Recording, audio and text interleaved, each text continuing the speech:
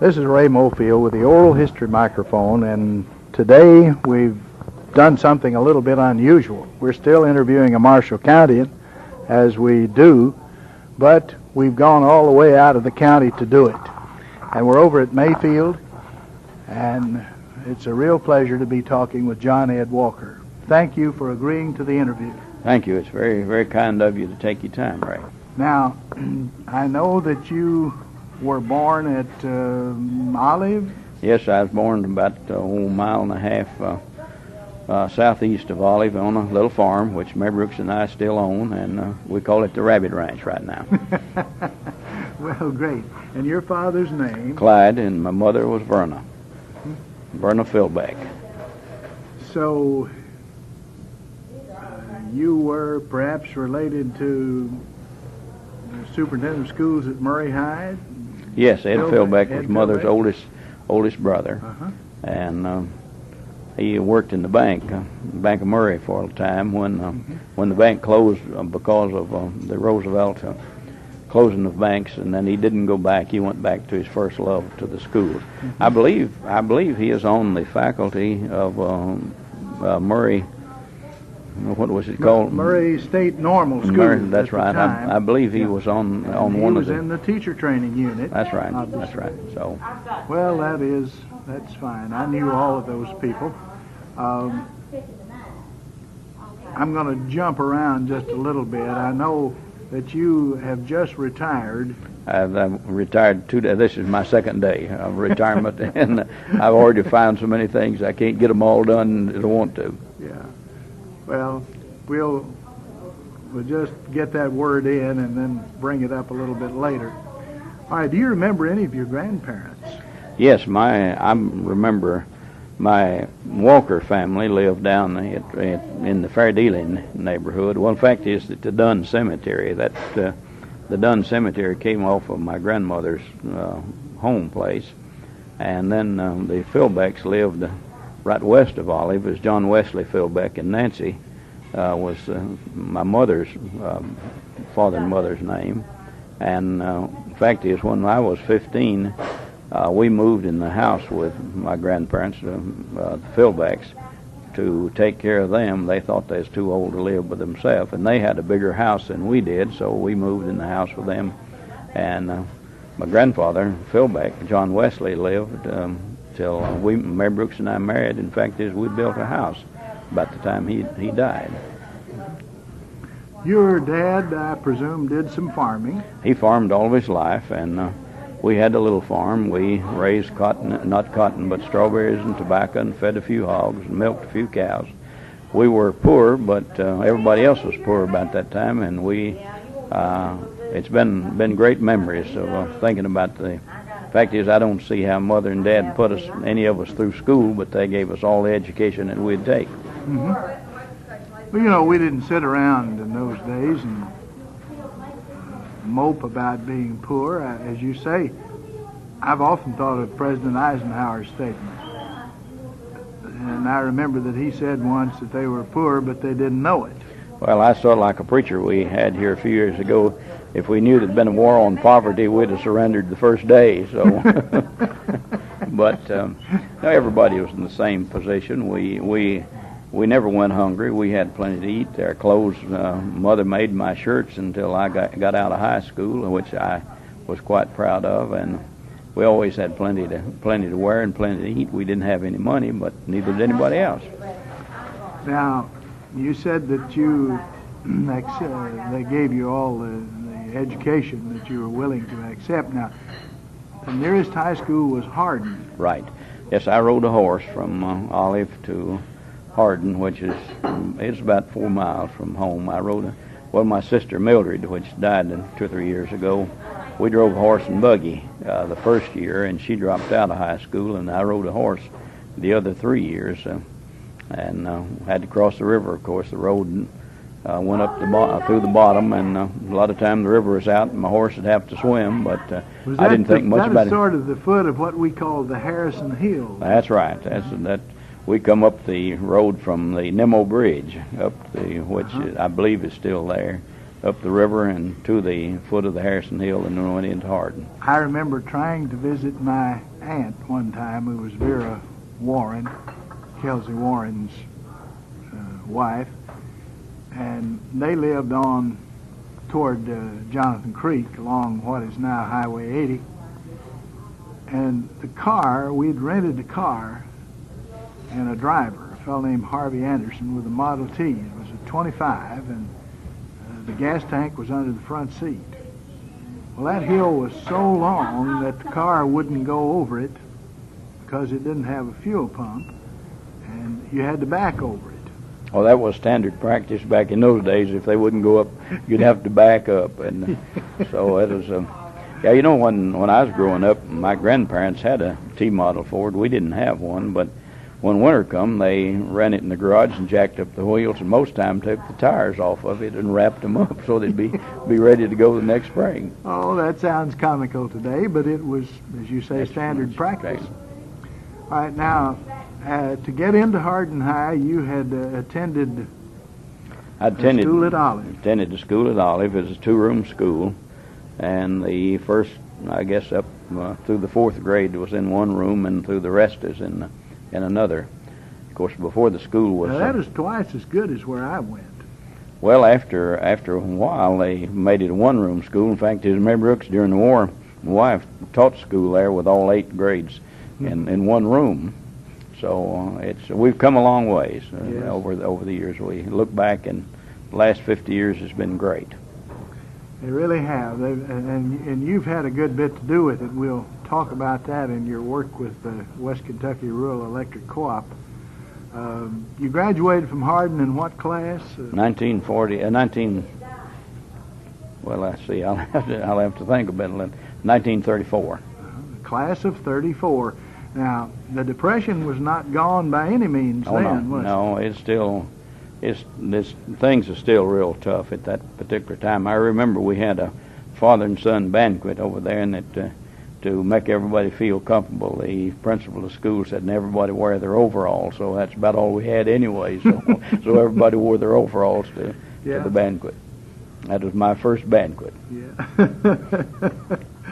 Oh, wonderful. Now, what that was, as we said, a real tough time economically. What did you begin to do then? Well, I started school at Murray that fall, and I remember I was living with Paul Watkins, his wife Vivian, from Hardin. And Paul was in Detroit working, trying to make a living, and she was going back to school. Mm-hmm. We lived in a little house that's now where is right behind the boys' dorm, which I guess the Racer Arena right now is on the land where the little house was. Mm-hmm.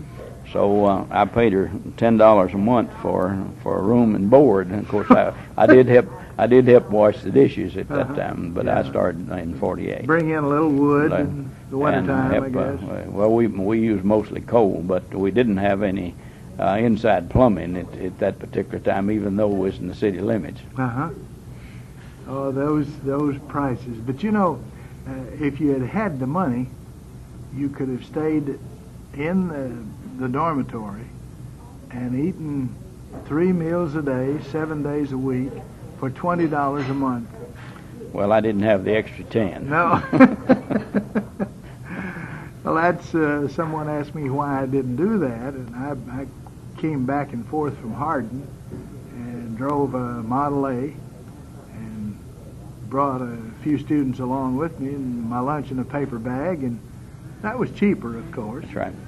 And fees, I believe, were $25 a semester. They didn't call it tuition. I think they called it incidental fee. I think so. Yeah, I can tell a story which I like to repeat. My dad borrowed Ray Harrison's automobile to take me to Hardin, which Ray turned out, and Vera turned out to be my father and mother-in-law.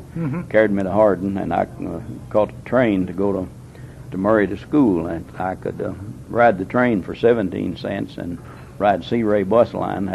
They had a bus going through. I could ride the bus for a quarter. Well, I'd never been on the train, so I thought I'd save a little money, but when I got to Murray, I recognized that I I was just as far from the college about as I was when I left Hardin. So I had all the clothes and everything I had in the suitcase, and so I couldn't make it. So I flagged a cab and spent a quarter to go from the railroad station to the college. And right then I saw I'd never be a financier. I'd already lost out on it. Yeah. Well, great. Now, you said that the Harrison family turned out to be your in-laws. Yes. You had known then your wife, who became the woman who became your wife, for a long, long time. Oh yeah, she was my dad's, and Dad thought she was about the prettiest little girl in the world, and of course I did too. So that's the reason. Did her father run a store? Yeah, he runs a store there in Olive, and his son still there in the store at Olive. But they were the finest two people that I've ever known. They were great to me. I knew them. I didn't know them quite as well as I knew his brother. Now, his brother Gus, I guess the reason I knew them so well was that his two children went to Hardin when I went to Hardin. Joe Damon, as a matter of fact, was in my class. And his sister, Rubinell, was about 2 years behind That's that, I guess. And Jeanette is still living. Jeanette is still living, and Damon lives there with her. And so, no, the whole Harrison family is a great bunch of folks. Really fine. They really were. Damon always had more fun, I guess, than anybody in the world. Oh, he still does. He still has a good time. Yeah, I know he used to get up and he'd walk around in the classroom and just worry Miss Cole to death, the English teacher. And I think he and Joe Taylor Youngblood did a lot of singing in the class too. Yeah. And Joe Taylor made an Air Force officer and yes. retired from that. And then he went to Louisiana and he's manager for a little branch bank down there. I think he retired though last year. So he's gotten a second retirement. Retirement. I remember Clyde and Pearl. Now Pearl would have been Mr. Ed Philbeck's sister. Yeah, Pearl was my mother's youngest sister, and when I couldn't get home with my horse, that's where I stayed. That was my second home, and I spent about as many nights through the winter with them as I did at home. All right, now after a few years there, I guess World War II came along. How did that affect you? Well, I started work for TVA in 1941, and I was drafted and was turned down. I was 4F. I had some health problems at that time. The fact is, that's the reason I didn't graduate from college, was because of some health reasons. So I worked for TVA from 41 to 45, and I came over here in 45. All right, 1945, the war ended. Of course, a lot of people didn't get back. You were moving into an era when there would be tremendous expansion in the electric industry. That's right. How did you foresee all of that, or were you just lucky? I didn't. How come me to come over here? Mary Brooks and I had built a little house. Mary Brooks' dad and mother gave us some land, and we built a house on it. And I come over here to try to get it the electricity hooked up to the house. And George Knight, we got in some rather heated discussion, and he wrote me a letter the next week and wanted me to come to work for him. So I did. That was in June, and I had to work till September before that I could come, and so I come over here in September the 1st, 1945. Well, you hadn't been in Mayfield a terribly long time then when I had my first experience in Mayfield, and I had gone to work about the time you came over here to WPAD Paducah, then the only radio station. And Mr. Lackey, the owner, had made an arrangement with Ned Green, the theater man in Mayfield, and Frank Evans, the newspaper owner, and they formed a corporation and to build WKTM, second radio station in the Purchase and the first in Graves County. That's right. And I remember, of course, we had to have electric power, and they built it out on the Fancy Farm Highway. Right. you ran power out there, and the phone company sent us a line, and we pitched a tent, actually. That was the good old days. Good old days.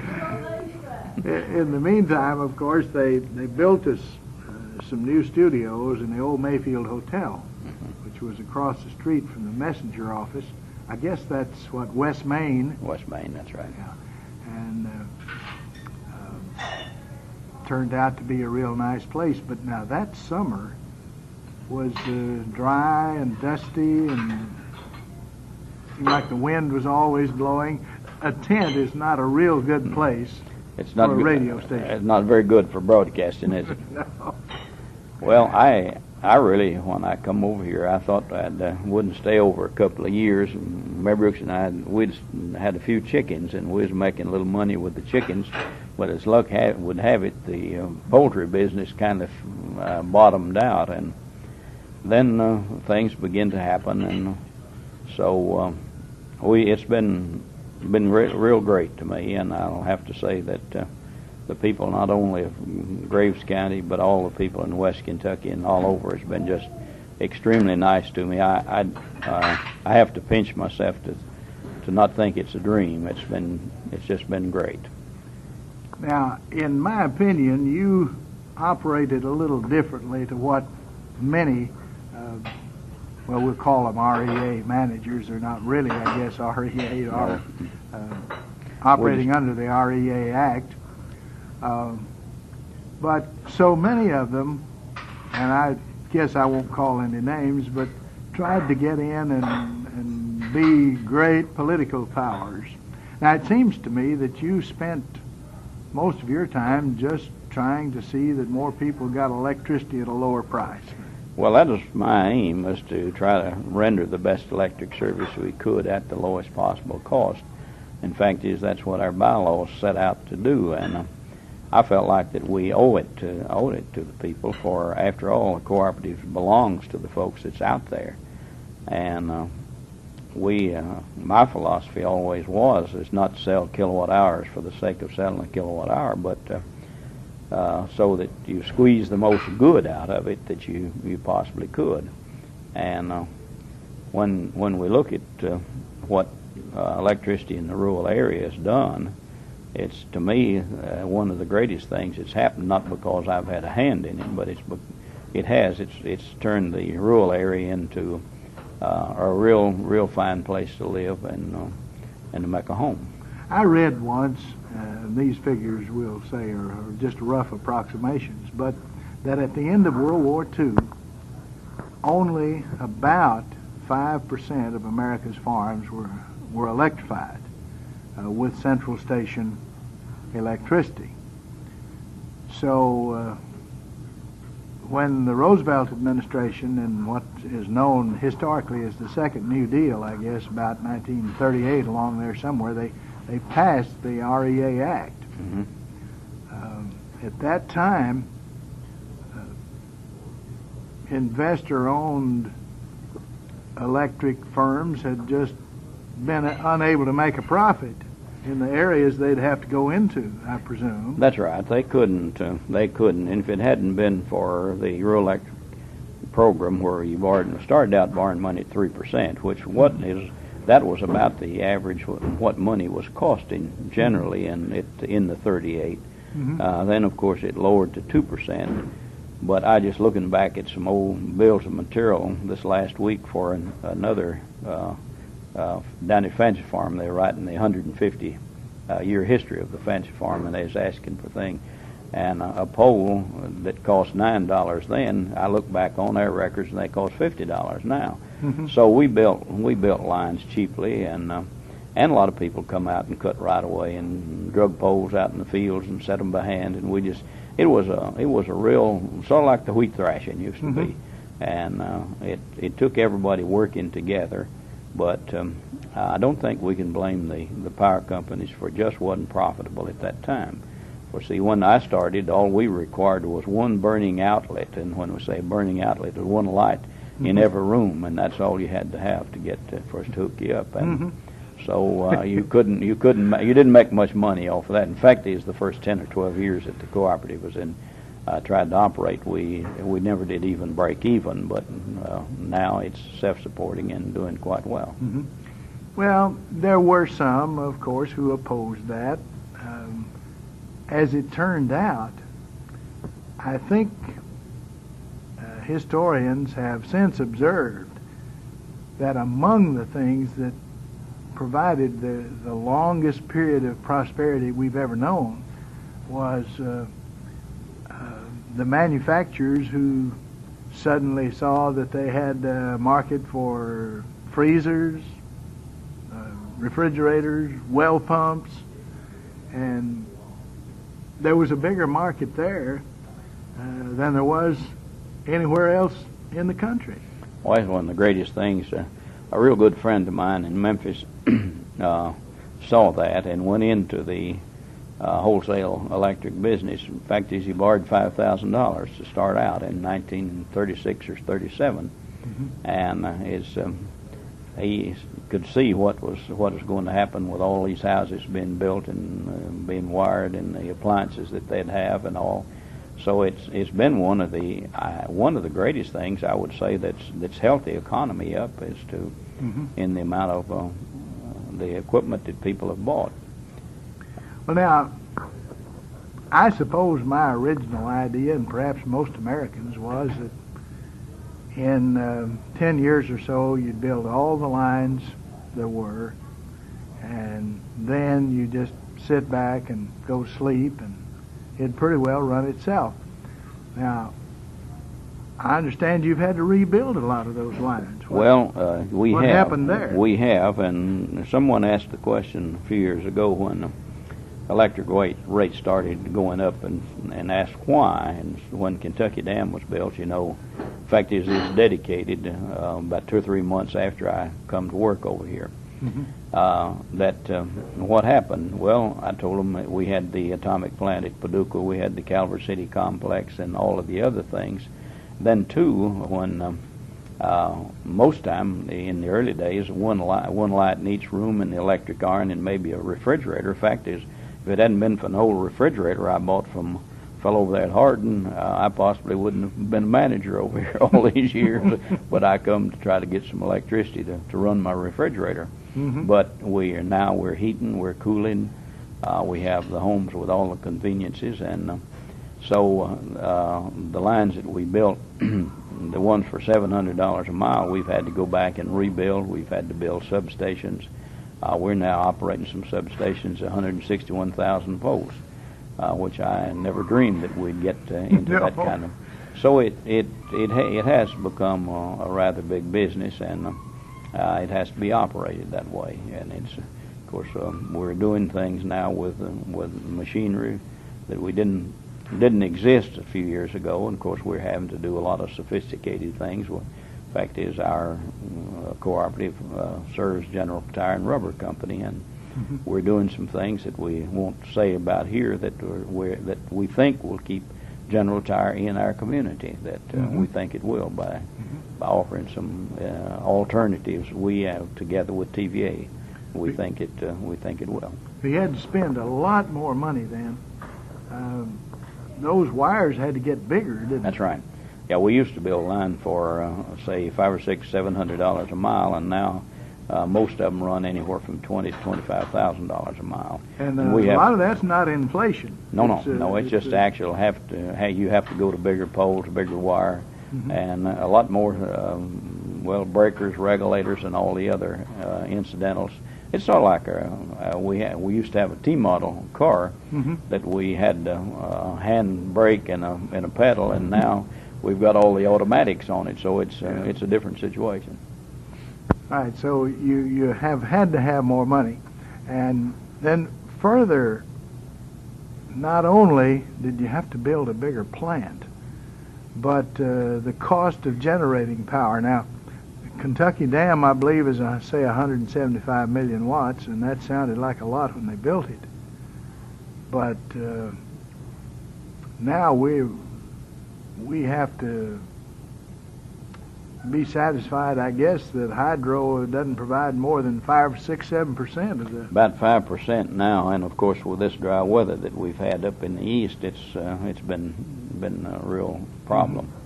No, I believe it was 1959. I don't remember when I know I was active in the Tennessee Valley Public Power Association, and we was trying to get Congress to appropriate money to build the Johnsonville steam plant, and we had quite a problem to getting that done. For the private power, of course, felt like that TVA is trying to expand too far, but we finally got that one over, and then of course the boundary is put around TVA, and of course then went to selling bonds and financing all of it. Not the political climate has changed a bit. When they went into the bonding, I believe it.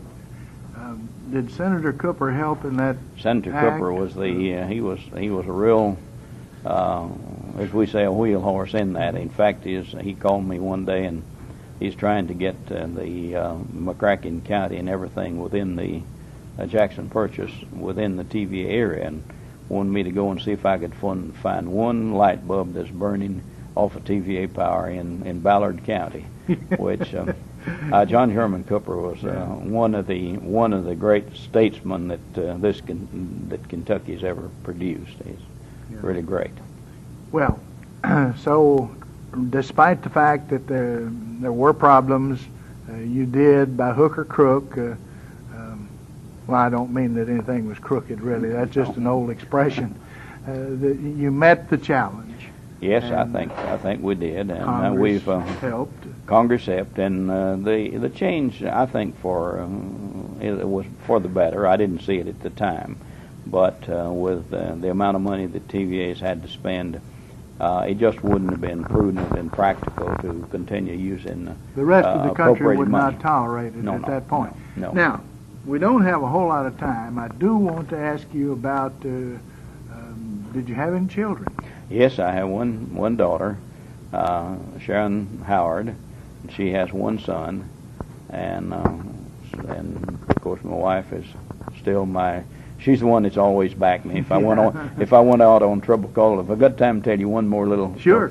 But we was coming from Murray one night, and Sharon was with us, and we saw an arc sparking going up on a pole, and I said, well, I believe I can fix that with my long stick but it was raining, so we got out, and I got my stick out, and Mary Brooks held the light, and Sharon held the umbrella over me while we got the line fixed and didn't have to call anybody out or have anybody out of service. But that's the way they've always backed me, the two of them. A very charming story. Well, that's wonderful. I've enjoyed every minute of this, and I wish we had more time, but unless you have no more than about 20 seconds for a last... Well, Sharon wants me to write a book. I don't know where I will or not. I don't think I will, though. You ought to do it. Thank you. Yeah. We've been interviewing John Ed Walker, who began work in 1945 at the West Kentucky Rural Electric Cooperative Corporation office in Mayfield, became manager, and he's just retired a few days ago. And we hope he does write that book.